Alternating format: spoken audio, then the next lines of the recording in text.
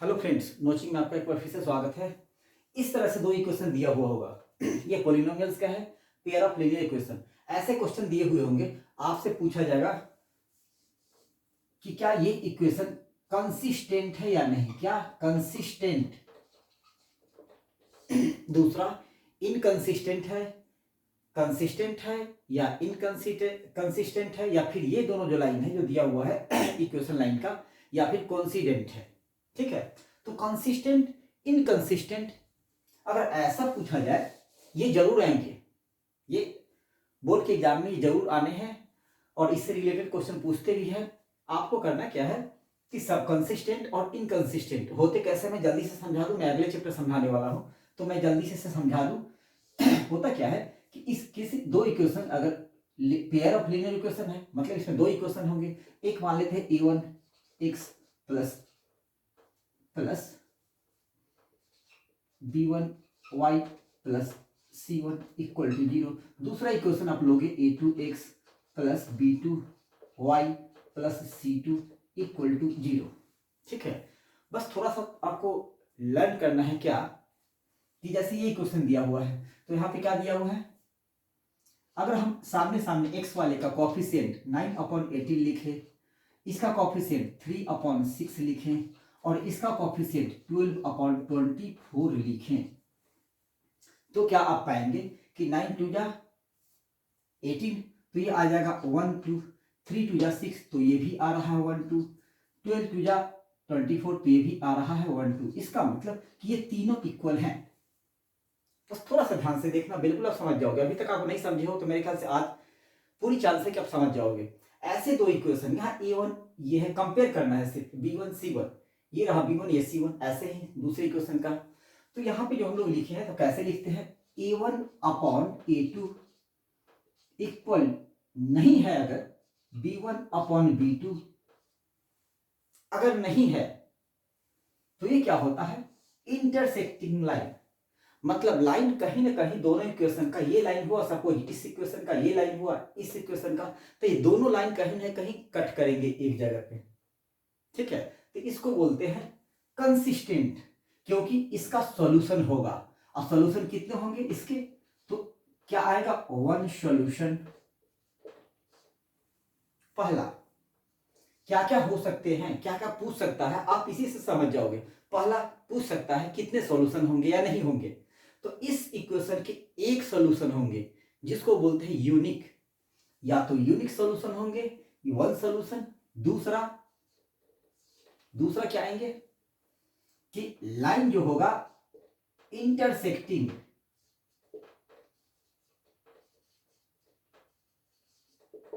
Intersecting line होगा। और तीसरा और सबसे इंपॉर्टेंट कंसिस्टेंट होगा। क्या, कंसिस्टेंट। ये तीन चीज आपको याद करना है बस। अगर इस तरह से a1/a2 is not equal to b1/b2 अगर इस तरह से हो, तो इसका मतलब हुआ कि इस इक्वेशन को हमें आगे c1/c2 नहीं करना है। जब ये पहला ही इक्वल नहीं है, इसका मतलब कि ये लाइन एक दूसरे को काटेंगे और एक सॉल्यूशन होगा और कंसिस्टेंट होगा। कंसिस्टेंट, और एक आता है इनकंसिस्टेंट, और तीसरा आता है कभी कभी डिपेंडेंट। ठीक है, तो कंसिस्टेंट का मतलब सॉल्यूशन आएंगे, तो होता है कंसिस्टेंट। ठीक है, इनकंसिस्टेंट मतलब जिसका सॉल्यूशन नहीं आए। ठीक है, तो एक तो ये हो गया। दूसरा मैं बता दूं यहीं पे कि a1/a2 इक्वल टू b1/b2, ये दोनों इक्वल है। तीसरा, but is not equal to c1/c2, दो तो इक्वल है लेकिन तीसरा इक्वल नहीं है। ठीक है, तो इसका मतलब कि ऐसे इक्वेशन होंगे तो इसके लाइन कैसे होंगे, पैरेलल, या तो ऐसे हो या फिर ऐसे दो लाइन हो। पहला इक्वेशन ऐसे होंगे, दूसरा इक्वेशन ऐसे होंगे। ठीक है, जब लाइन पैरेलल हो इसका मतलब कि कहीं कट नहीं हुआ, इसका मतलब सॉल्यूशन नहीं निकलेगा। ठीक है, तो इसको पहला इसका क्या हो जाएगा, नो सॉल्यूशन, मैं शॉर्ट में लिख दे रहा हूं। दूसरा पैरेलल लाइन, और तीसरा इनकंसिस्टेंट।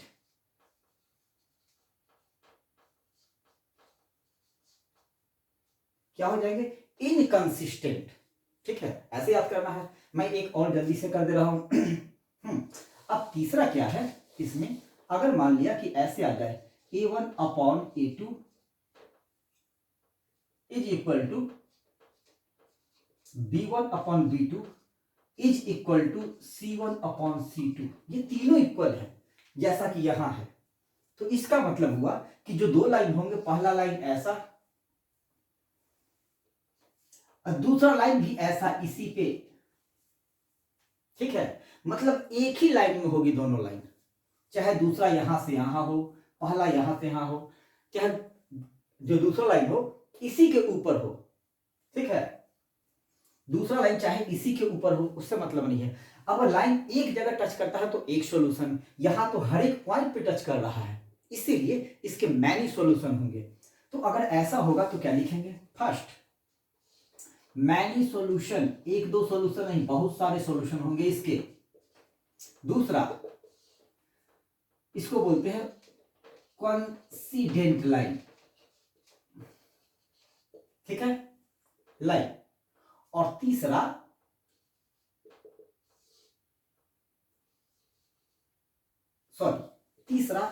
कंसिस्टेंट, सॉल्यूशन आ गया तो कंसिस्टेंट, क्या कंसिस्टेंट ऑब्लिक, अगर आ गया कंसिस्टेंट या फिर डिपेंडेंट तो इसी में आप लिख सकते हो डिपेंडेंट।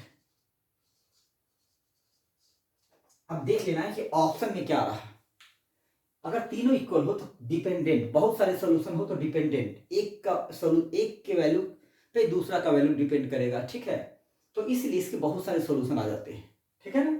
और यहाँ पे क्या है, इनकंसिस्टेंट। पहले हम लोगों ने क्या पढ़ा था, जहां एक जगह पे लाइन कट करेगा दो स्ट्रेट लाइन तो उसके वन सॉल्यूशन होते हैं। ठीक है,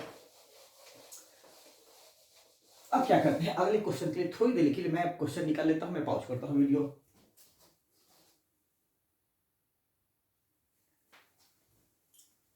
चलिए, मैंने ये क्वेश्चन तैयार कर लिया है। ये क्वेश्चन है x minus y equal to 8 और 3x minus 3y equal to 16। इसको मानेंगे इक्वेशन फर्स्ट, इसको सेकेंड। ठीक है, अब इस इक्वेशन में क्या है, हम चेक करेंगे कि a1 अपॉन a2 मतलब कि 1, यहां पे क्या है a1 1 अपॉन 3, 1 अपॉन 3 और 8 अपॉन 16। ठीक है, तो ये कितना रहा 1 अपॉन 2। इसका मतलब कि ये दोनों तो इक्वल है, बट ये तीसरा इक्वल नहीं है, जिसमें वेरिएबल नहीं है वो इक्वल नहीं हो। तो इसका मतलब कि ये लाइन का कोई सॉल्यूशन नहीं होगा, पैरेलल लाइन होंगे। ठीक है, इसमें क्या होंगे, पैरेलल लाइन, बिल्कुल सीधे सीधे दो लाइन हो जाएंगे। कैसे, आइए चेक करते हैं। अगर y की वैल्यू अगर आप 0 डालते हो तो x की वैल्यू कितनी आएगी, 9। अगर y की वैल्यू -1 डालते हैं तो x की वैल्यू 8 - 1 कितने हो जाएंगे, 7। अब यहाँ पे देखिए, अगर y की वैल्यू यहाँ पे हम डालते हैं, कुछ भी डाल सकते हो वैसे आप। तो अगर हम डालें y की वैल्यू 0 डालेंगे तो 16 अपॉन 0 मतलब 15 से थोड़ा सा ज्यादा। अगर y की वैल्यू अगर आप 0 डालते हो तो x की वैल्यू आ जाएगी 5.3 के आसपास। 15 16 अपॉन 10 5.3 के आसपास। अगर y की वैल्यू 2 डालते हो, सपोज y अगर डालते हो 2 तो x आ जाएगा 6 और 16 22 अपॉन 3, या 1 डाल दो, आप 1 ही डाल देते हैं, या फिर -1 इसमें लिए थे, इसमें भी -1 डाल दो। -1 डाल देंगे तो आ गया 16 - 3 तो 13 अपॉन 3, तो ये आ जाएगा ये भी 4.3। ठीक है, ये दो आ गए। अब इसमें चेक करते हैं कि क्या ये कह रहा पैरेलल, ये क्या कह रहा कि लाइन कैसा होना चाहिए, पैरेलल। अब हम लोग चेक करते हैं कि पैरेलल आता है कि नहीं। 9x y 0, x 9 1 2 3 4 5 6 7 8 9, x 9 और y 0, ये यहां पे आ गया। दूसरा 7 और -1 x 7, तो ये 7 है और y -1 है, ये तो यहां पे आ गया। अब इन दोनों से लाइन जब आप खींचोगे, ये ऐसे आ गया, सपोज थोड़ा सा आपको दिख रहा होगा। दूसरा अगर y लेते हैं 0 तो x लेना है 5.3, x 5.3, 1 2 3 4 5, तो मान लो यहाँ पे है, तो y कितना है 0। चलिए एक ये आ गया। दूसरा अगर x लेते हैं 4.3 तो y आ रहा है -1, x 4.3, 1 2 3 4 और ये 5, 4 5 के बीच में आधा से थोड़ा सा कम होगा, यहाँ पे ये होगा, y कितना लेना है -1, ये रहा। अब जब इन दोनों लाइन को ऐसे खींचेंगे आप, तो ये लाइन कहीं नहीं मिलेंगे, ऐसे पैरेलल जाएंगे। थोड़ा सा देखने में लग रहा होगा टेढ़ा, तो कैसे जाएंगे, ये लाइन बिल्कुल पैरेलल ऐसे चले जाएंगे, ये लाइन कहीं पे नहीं कटेंगे, ठीक है। तो ऐसे आप सॉल्व कर सकते हो सकता है कि आ जाए ग्राफिकल रिप्रेजेंटेशन, तो उसमें आते भी हैं, तो उसमें ऐसे सॉल्व करोगे, ठीक है।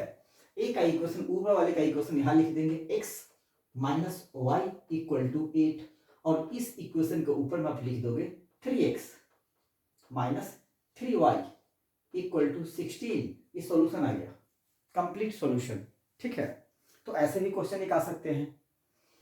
उसके बाद मिटा दूं,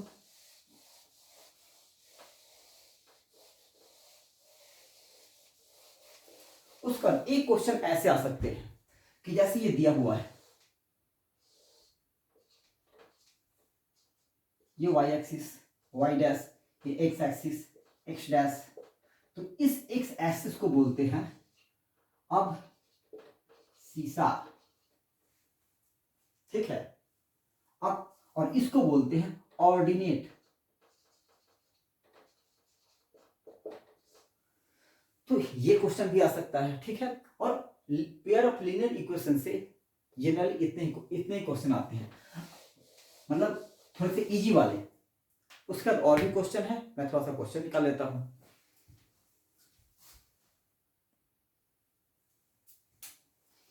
अब ये क्वेश्चन है, इसको हमें दो मेथड से बनाना है। किस मेथड से, एलिमिनेशन मेथड,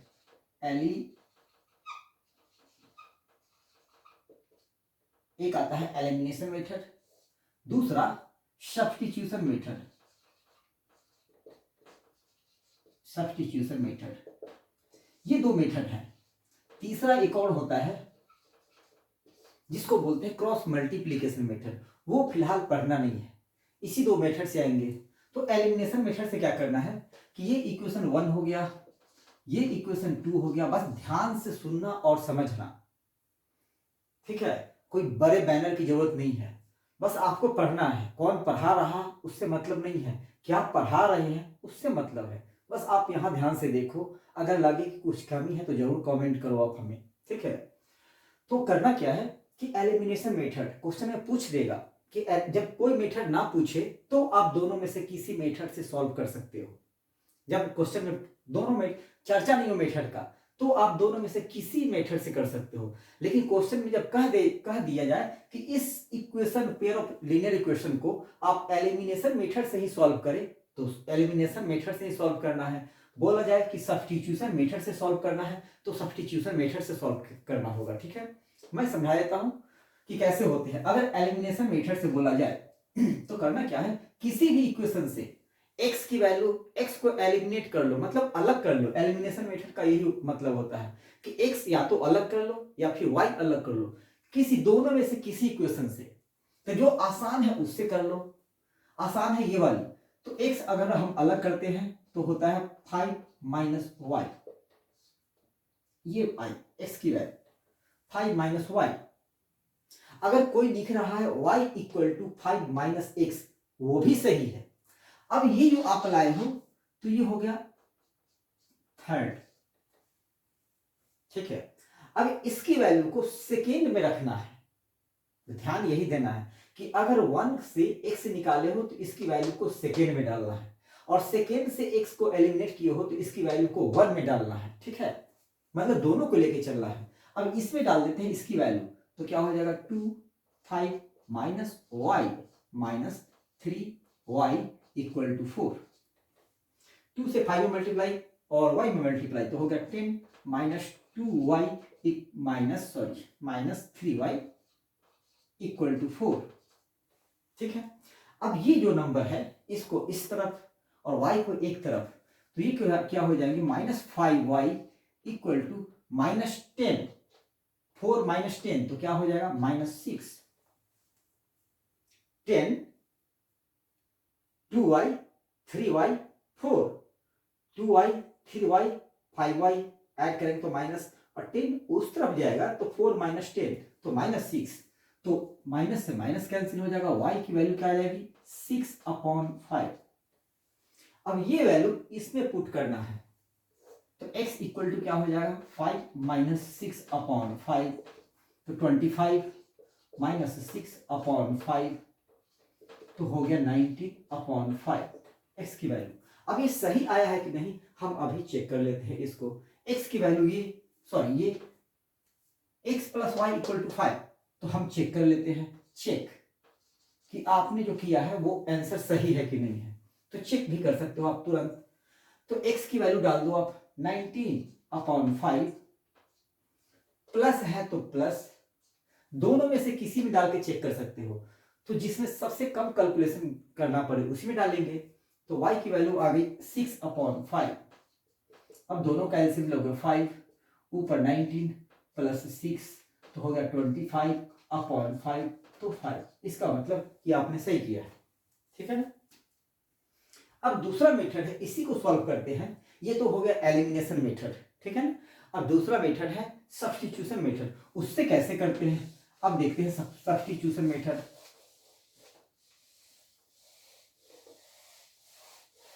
ये रहा आपका इक्वेशन। देखना है कि इक्वेशन में y और यहाँ y या फिर x या फिर यहाँ x। दूसरा सबसे पहले देखना है इक्वेशन में जो x है क्या दोनों x के साइन सेम है। इन दोनों के सेम है, बस इसके सेम नहीं है। अगर साइन सेम नहीं है इसका मतलब ऐड कर दोगे तो और बराबर हो जाता, बराबर कर दोगे तो दोनों कट जाएंगे। तो यहाँ पे साइन सेम नहीं है, इसका मतलब कि यहाँ 3y है, यहाँ y है, तो क्या करेंगे कि इसमें मल्टीप्लाई कर देंगे, किससे 3 से। ये तो चलो इजी हो गया। मान लेते हैं हम एक दूसरा इक्वेशन ले लेते हैं, मैं ले लेता हूं x प्लस, इस इक्वेशन को हटा दो, आप इसको चेंज कर दो ताकि आप बढ़िया से समझ सको। एक और x माई प्लस, यहां पे होता 2y इक्वल टू 7, ऐसे इक्वेशन अगर इस तरह से होता।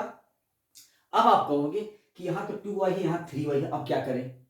पहले वाले कंडीशन में अगर x plus y equal to 5 होता और ये होता 2x minus 3y equal to 4 होता, तो हम इस इक्वेशन में मल्टीप्लाई कर देते 3 से, तो ये इक्वेशन बन जाता 3x minus 3y plus 3y equal to 5 3 जा 15। अब दोनों को ऐड कर देते तो 7x इक्वल टू 19 आता, देन x इक्वल टू 19/7, ऐसा ही होता 2x माइनस 3y, तो 19/7 5 तो 19/5 होता। उसमें भी आया था, ठीक है। और फिर x की वैल्यू यहां पे पुट कर दो तो y बराबर 5 माइनस हो जाएगा। लेकिन हमें यहाँ पे 2 आया, तो इसमें क्या करना है, बस जी दोनों को इक्वल करना है। तो यहाँ पे 3 है, यहाँ पे 2 है, तो ये 2 है तो इसमें पूरे में मल्टीप्लाई कर देना है आपको 2 से, और यहाँ 2 से इसमें कर दिए तो 3 से इसमें कर देंगे, इसमें 3 से कर देंगे। अब दोनों इक्वल हो जाएंगे तो ये दोनों कट जाएंगे, इन दोनों को जोड़ दोगे और मल्टीप्लाई करने के बाद इसको मल्टीप्लाई करने के बाद इसको ऐड कर दोगे, इसको ये कैंसिल हो जाएगा, ये दोनों कैंसिल हो जाएंगे तो इसको ऐड कर दोगे, ठीक है। इक्वल टू ये आ जाएंगे और ये आ जाएंगे, x की वैल्यू निकल जाएगी, निकाल सकते हो आप, ठीक है ना। तो ऐसे में x की वैल्यू निकल जाएगी, x की वैल्यू फिर पुट कर देंगे उसमें तो y की वैल्यू निकल जाएगी, ठीक है। तो एक ऐसे है, बट लिखना कैसे है, लिखना सॉल्व करते समय लिखना कैसे है कि इस इक्वेशन को आप मान लोगे 1,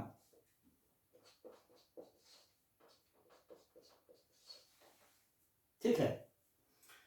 अब यहां पे लिख देंगे multiply equation first by 3 and equation second by 2, then and multiply equation first by 3 and equation second by 2, then add, ठीक है, उसके बाद ऐड कर देंगे, बस उसका सॉल्व कर देना आपको बिल्कुल वैसे ही, ठीक है ना। तो एक ये हो गया। अब और देखते हैं, अब आता है थोड़ा सा वो क्वेश्चन जिसमें कि आपको इक्वेशन बनाने होते हैं, ठीक है।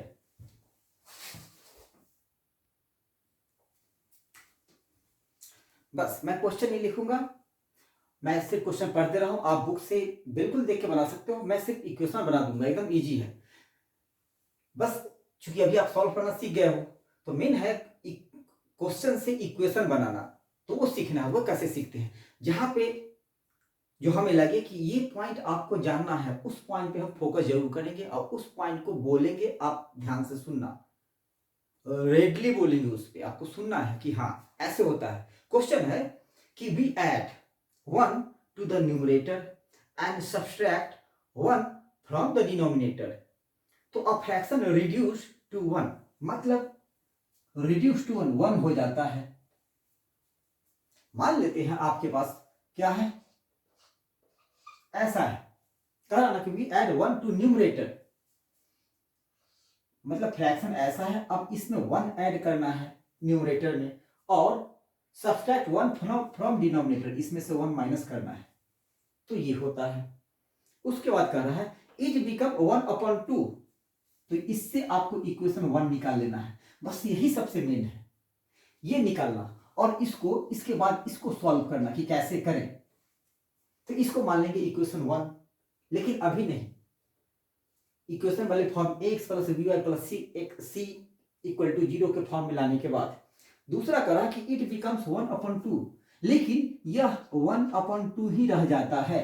कब, जब we only add 1 to the denominator, मतलब कि हम सिर्फ y में 1 ऐड करते हैं। तो बस आपको जानना है, ऊपर किसी फ्रैक्शन के ऊपर वाले को बोलते हैं न्यूमरेटर, किसी फ्रैक्शन के नीचे वाले को बोलते हैं डिनोमिनेटर, ठीक है ना।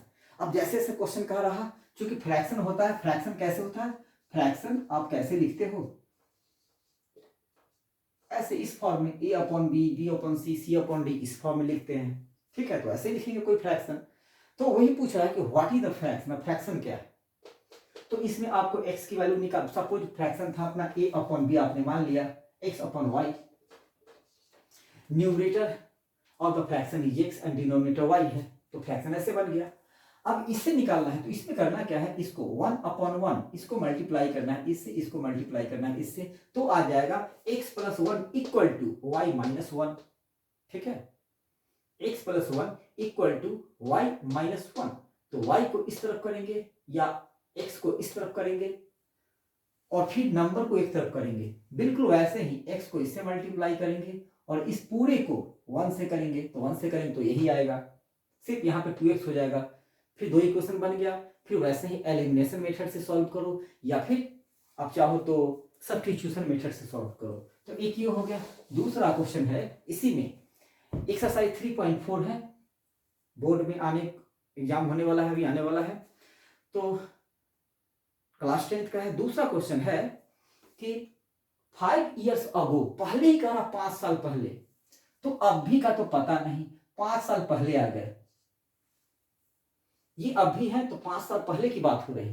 कह रहा है कि 5 years ago Noori was thrice as old as Sonu, ठीक है। और 10 साल बाद, 10 साल बाद, ये 5 और ये 5, 10 साल बाद क्या कह रहा कि नूरी 10 साल लेटर, ध्यान देना लेटर हो, दूसरा हेंस हो, तीसरा नाउ हो, ठीक है।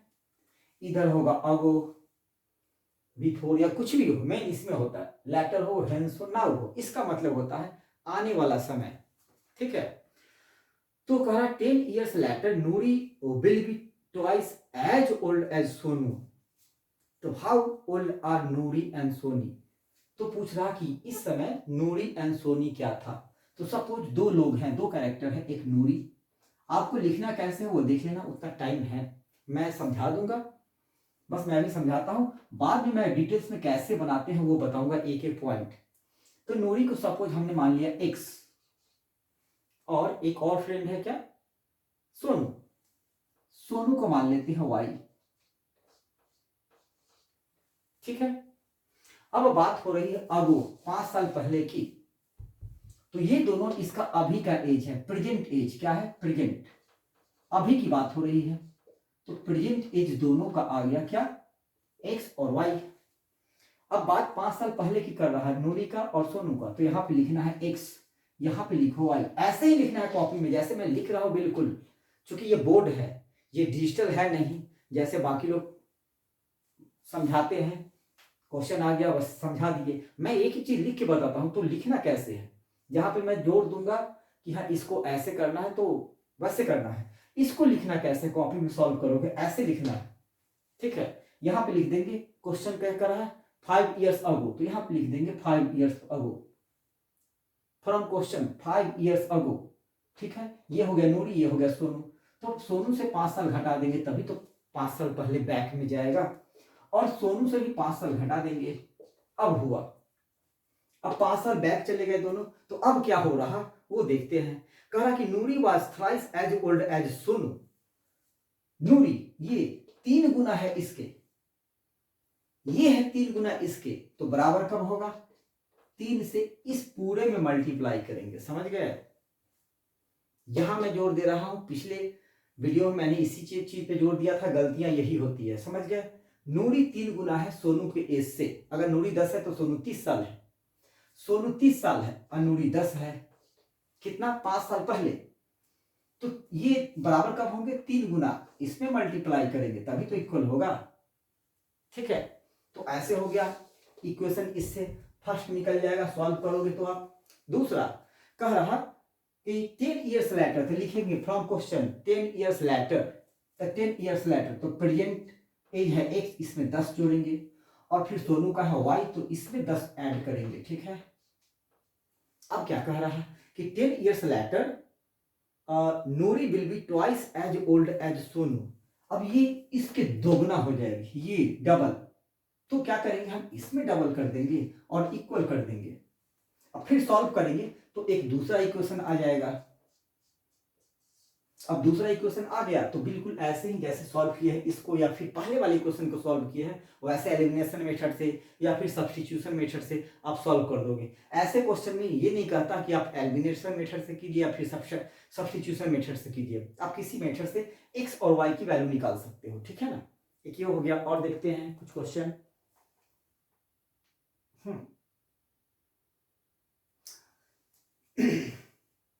ये क्वेश्चन तो बता चुका हूं कि the sum of 2 digit number is 9। Question है नंबर वाला, the sum of 2 digit number is 9। तो नंबर क्या मान लेंगे, नंबर ले लेना है सपोज 10y प्लस x।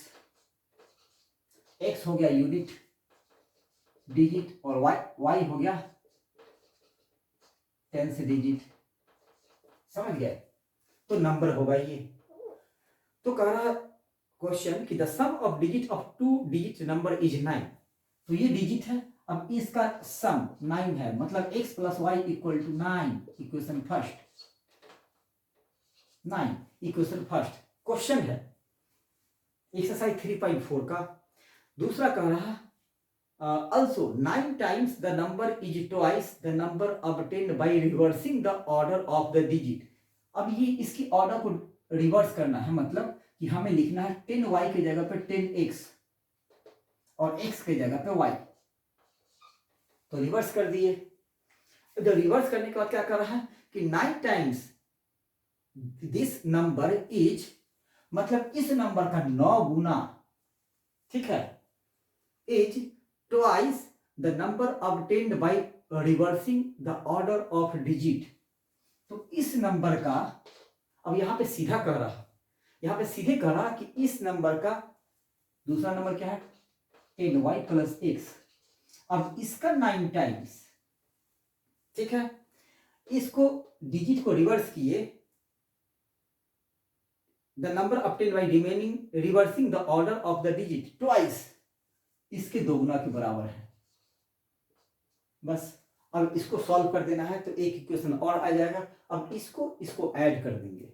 ठीक है, इसका पहले वाले नंबर का 9 गुना, जब इसके डिजिट को रिवर्स करेंगे तो उसके दोगुने के बराबर है। तो दो, ये हो गया इक्वेशन 2। सॉल्व करने के बाद फिर आप सब्स्टिट्यूशन मेथड से सॉल्व कर देंगे, ये क्वेश्चन बन जाएगा। ठीक है, अब इसमें ऐसा कोई क्वेश्चन है नहीं है, एक मैं देख लूं और क्वेश्चन इस टाइप के नहीं। चलिए अब अगले एक्सरसाइज में मैं आता हूं। एक्सरसाइज